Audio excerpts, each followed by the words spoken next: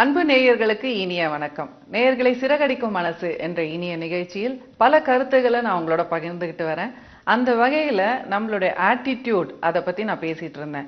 சில நேரங்கள்ல நாம உண்டு நம்ம வேலை உண்டுன்னு நம்ம சூழ்நிலையை பத்தி எல்லாம் கவலைப்படாம எது நடந்தாலும் அது நம்மள ஒன்றும் பாதிக்க போறது இல்லை அப்படின்னு நினைச்சுக்கிட்டே நம்ம போற பல விஷயங்கள் சுத்தி நம்மள பாதிப்பதாக அமையும் அப்படிங்கிறதுக்கு ஒரு அழகான கதை கூட நான் சொன்னேன்.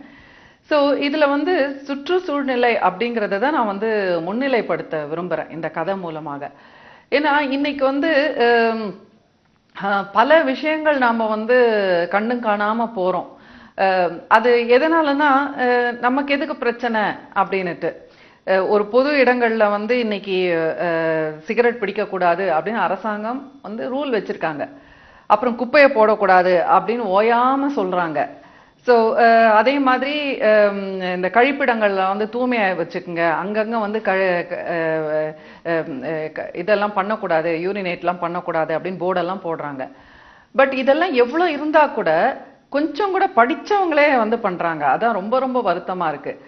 இப்போ ஊர் நாட்டுல இந்த வசதியெல்லாம் இல்லாதவங்க இந்த மாதிரிலாம் பண்றாங்கன்னா கூட அது நம்ம வேற வழி இல்லைன்னு நம்ம பொறுத்துக்கலாம். பட் ஒரு நடந்து ஒரு 10 அடி போற தூரத்துல ஒரு கழிவறை இருக்கும். பட் இருந்தாலும் அந்த கழிவறை சுத்தமா இல்லை, அதனால நாங்க உபயோகப்படுத்த மாட்டேன் அப்படின்னு சொல்லிட்டு வெளியில இந்த மாதிரி அசுத்தப்படுத்துறவங்கள பல பேரை நம்ம பாக்குறோம். ஸோ இதெல்லாம் நம்ம மாத்திக்கணும், ஒவ்வொருத்தரும் மாத்தணும். இந்த மாதிரி நம்ம யாராவது ஒருத்தரை பார்க்கும்பொழுது நிச்சயமாக நம்ம கண்டனம் தெரிவிக்கணும்னு நான் நினைக்கிறேன். நான் நிச்சயமா சொல்லுவேன், நான் இந்த மாதிரி யாராவது ஒருத்தர் பொது இடங்கள்ல சிகரெட் பிடிக்கும்போது தயவு செஞ்சு இந்த மாதிரி பிடிக்காதீங்க. இது பக்கத்துல எத்தனையோ பேர் இருக்காங்க, அவங்களுக்கு அலர்ஜியா கூட ஆகும்.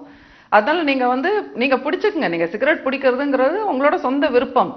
ஆனா அதை நீங்க உங்க வீட்டுக்குள்ளதான் செய்யணும். எங்கெங்க பர்மிஷன் கொடுத்துருக்காங்களோ அங்கதான் செய்யணும். ஏன்னா பல நேரங்கள் இதெல்லாம் நம்ம சொல்லிக் கொடுக்காம போறது அவங்களுக்கே கூட ஆபத்து ஆகும். நான் சமீபத்துல ஒரு வீடியோ பார்த்தேன். இது ஒரு மேலை நாட்டுல எடுக்கப்பட்ட வீடியோ.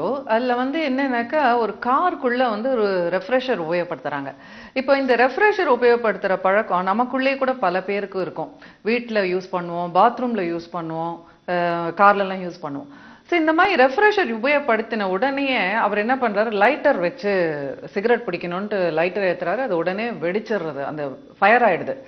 ஸோ அதை பார்க்கும்போது அப்படியே நம்மளுக்கு மனசு பதறுது. ஸோ இதெல்லாம் நிறைய விஷயங்கள் நம்ம சொல்லி கொடுக்காம பண்ணும்பொழுது கூட யங்ஸ்டர்ஸ்க்கு அதை எப்படி உபயோகப்படுத்தணுங்கிறது தெரியாம நம்ம பண்ணும்போது கூட பல ஆபத்துகள் வருது. ஏன்னா இன்னைக்கு இதெல்லாம் அவசியமா இருக்குங்க. இன்னைக்கு சிகரெட் முதல்ல பிடிக்க கூடாது, அடுத்தது சிகரெட் பிடிச்சாலும் அதுக்கு எப்படி பிடிக்கணுங்கிறதுக்காக நம்ம சொல்லி கொடுக்கணும். ஏன்னா தனக்கும் ஆபத்து வராம, மற்றவங்களுக்கும் ஆபத்து வராம, தீங்கு வராம இதை நம்ம ஒரு செயலை செய்யறதா இருந்தா கூட பரவாயில்ல. ஸோ ஆபத்து வரவழைத்துக் கொள்ளக்கூடிய விதமாக சில பேர் செய்வதெல்லாம் நிச்சயமாக பாதிக்கும். ஸோ அது மாதிரி பல நிகழ்ச்சிகள் நம்ம பார்த்துருப்போம். கேஷுவலா அப்படியே சிகரெட்டை பிடிச்சிட்டு அந்த தீக்குச்சி அப்படி போட்டுட்டு போயிடுவாங்க, அது ஃபயர் ஆயிடும். இல்லாட்டினா அதை அப்படியே கீழே போட்டு போயிடுவாங்க. பின்னாடி நடந்து வரவங்க ஒரு வயோதிகரோ இல்லை குழந்தையோ அதை மிதிச்சு தீக்காயமாகும். இந்த மாதிரிலாம் நிறைய நம்ம பார்க்குறோம். கொஞ்சம் கூட மற்றவர்களுக்கு இது எப்படி பாதிக்கும்ன்ற உணர்வே இல்லாம நடந்து கொள்வது அப்படிங்கிறது. ஸோ இந்த மாதிரி மனிதர்களை பார்க்கும் பொழுது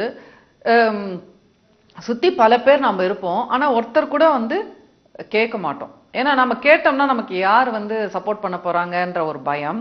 அடுத்தது நமக்கு எதுக்கு வீண் சண்டை அப்படின்ட்டு. ஸோ இப்போ இது மாதிரி விஷயங்களுக்கெல்லாம் எல்லாத்துக்குமே அரசு தான் வரணும், எல்லாத்துக்குமே போலீஸ் அதிகாரிகள் தான் வரணும்னா நீங்க யோசிச்சு பாருங்க. ஏன்னா நம்ம பாப்புலேஷன்ல ஒரு உதாரணத்துக்கு ஒரு 1000 பேர்னு எடுத்துக்கங்களேன். 1000 பேர்ல ஒரு 900 பீப்புள் இப்படி இருக்காங்க. அப்போ 900 பீப்புளுக்கு 900 போலீஸ் வேணும்னா அவ்வளவுதான், ஒண்ணுமே பண்ண முடியாது. ஸோ அந்த மாதிரி தான் போயிட்டு இருக்கு. ஸோ நமக்குள்ளேயே நம்ம ஒரு சுய கட்டுப்பாடு, ஒரு ஒழுக்கம், இதையெல்லாம் நம்ம உணர்ந்து நம்மளுடைய பாதுகாப்புக்காக வேண்டி நம்ம இதெல்லாம் சொல்ல வேண்டியதா இருக்கு. இப்போ மேலை நாடுகள்ல இந்த செக்ஸ் எஜுகேஷன் அப்படிங்கிறது ஒரு கட்டாயமாக வைத்திருக்காங்க. ஆனா இப்ப அதுலயே பல கான்ட்ரோவர்சிஸ் வருது. அங்கேயே பல கான்ட்ரோவர்சிஸ் வருது. ஏன்னா இந்த செக்ஸ் எஜுகேஷன்ல இப்போ பொதுவாக நாம தவறான ஒரு புரிதல் வைத்திருக்கோம். அதை படிக்கும்போது பல விஷயங்கள் நம்ம சமுதாயத்தினர் எப்படி தவறா புரிஞ்சுட்டு இருக்கோன்றது எனக்கு அப்பதான் எனக்கே புரிஞ்சுது. நாம என்ன நினைக்கிறோம்னா மேலை நாடுகள்ல எல்லாம் வந்து ஃப்ரீ செக்ஸ் சொல்றாங்க, கல்யாணத்துக்கு முன்னாடி எப்படி வேணா இருக்கலாம் அப்படின்னு எல்லாம் சொல்றாங்க அப்படின்னு எல்லாம் நம்ம நினைச்சிட்டு இருக்கோம். ஆனா அப்படி கிடையாது. வெஸ்டர்னர்ஸ்லயும் வந்து எல்லா ரிலிஜன்லயுமே என்னன்னாக்கா ஆண் பெண் இருவருக்குமே வந்து திருமணத்துக்கு முன்னாடி உறவுல ஈடுபட வேணாம் அப்படின்னு தான் சொல்லியிருக்காங்க. சோ இது ஏன் அப்படி சொல்லியிருக்காங்கன்னு பாத்தீங்கன்னா, மதங்கள்லாம் வந்து ஒரு காலகட்டத்துல உருவானது. மதங்கள் உருவானதுக்கு காரணம் வந்து பாப்புலேஷன் பெருகிக்கிட்டே போகுது, சுயநலம் ஜாஸ்தி ஆயிட்டே போகுது, பேராசை ஜாஸ்தி ஆயிட்டே போகுது. அப்ப வந்து பலவிதமான சண்டைகள், எல்லா பிரச்சனைகளும் வருது. அப்படிங்கிற பொழுதுதான் இந்த மனிதனுடைய மனதை எப்படி படுத்துவது அப்படிங்கிறதுக்கு மதம் அப்படின்னு ஒண்ணு வந்து கண்டுபிடிக்கப்பட்டது. ஒரு ஸ்பிரிச்சுவல், நமக்கு மேல ஒரு ஆற்றல் இருக்கு, அந்த ஆற்றல் வந்து உங்களை தண்டிச்சிரும் அப்படின்னு எல்லாம் சொல்லி. சோ அப்படி வரும் பொழுது சில விஷயங்கள் நம்ம செய்யக்கூடாதுன்னு அவங்க வந்து ஒரு விதிகள் வைத்தாங்க நன்மைக்காக. சோ இனப்பெருக்கத்தையும் ஒரு கண்ட்ரோல் ஆகும், அடுத்து நோய்கள் வருவதையும் அது வந்து கண்ட்ரோல் ஆகும் அப்படிங்கிறதுக்காக. ஆனால் அது போக போக என்ன ஆயிடுச்சுன்னா, சில விதிகள் வந்து பெண்களுக்கு மட்டுமே ஆனதுனால அது விதமான ஒரு சர்ச்சைக்கெல்லாம் வந்தாச்சு. சோ இன்னைக்கு நாம நினைச்சிட்டு இருக்கோம் நம்ம தேசத்துல மட்டும்தான் வந்து பெண்கள் வந்து திருமணத்துக்கு முன்னாடி அவங்க வெர்ஜினா இருக்கணும் அப்படிங்கறதெல்லாம் இன்னைக்கு வந்து ஒரு ரூலாக நம்ம சொசைட்டில ஃபாலோ பண்ணிட்டு வரோம். ஆனா ஒண்ணு நம்ம பிராக்டிக்கலா யோசிச்சு பார்க்கறதே இல்லை. இது அழகா பாரதிதாசன் ரொம்ப அழகா கட்டுரையில எழுதியிருக்காரு. ஒரு பெண் வந்து தன்னுடைய கற்பை வந்து திருமணத்துக்கு முன்னாடி இழந்து போறா அப்படின்னாக்கா நிச்சயமாக அங்க ஒரு ஆணும் இழந்துதான் போறான்.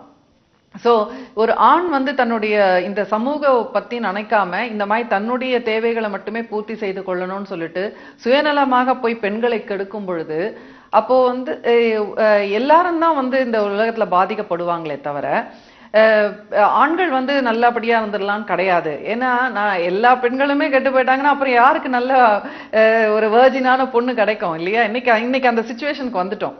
இன்னைக்கு பாத்தீங்கன்னாக்கா திருமணத்துக்கு முன்னாடி அனுபவம் இல்லாத பெண்கள் அப்படிங்கிறது வந்து ரொம்ப ரொம்ப தேடி கண்டுபிடிக்க வேண்டியதா இருக்கு அப்படின்னு பல ஆண்கள் வந்து என்னோட கவுன்சிலிங்ல என்கிட்ட சொல்றாங்க. சோ இது நல்லதா கெட்டதா, எதை நோக்கி நம்ம போயிட்டு இருக்கோம், இதெல்லாம் வந்து தடுக்க முடியுமா அப்படிங்கிறத பத்தி எல்லாம் மேலும் பல கருத்துக்கள் நான் உங்களோட பகிர்ந்துக்கணும். மீண்டும் சந்திப்போம். நன்றி, வணக்கம்.